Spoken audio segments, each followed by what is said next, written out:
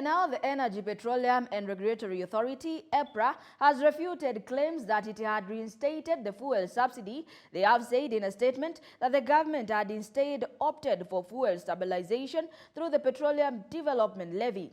The move seeks to caution Kenyans from skyrocketing pump prices due to increased landing cost. Mark Anthony with that report.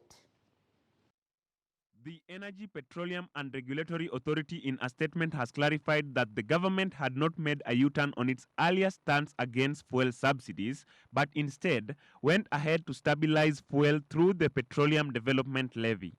Part of the statement read, government has not returned to fuel subsidies. It has returned to fuel stabilization through the Petroleum Development Levy. For every liter of petrol a motorist buys, a fraction goes to the Petroleum Development Levy for stabilization. According to the fuel regulatory body, increased landing costs at the port of Mombasa prompted the reintroduction of fuel stabilization so as to cushion Kenyans from a potential spike in prices at the pump.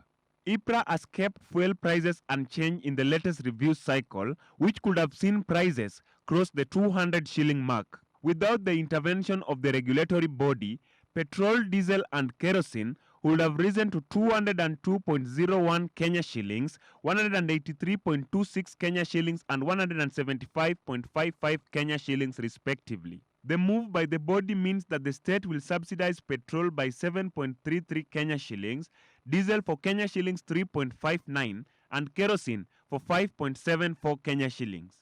The current cost of petrol is 194.68 Kenya shillings, that of diesel is 179.67 Kenya shillings, and lastly, kerosene costs 169.48 Kenya shillings.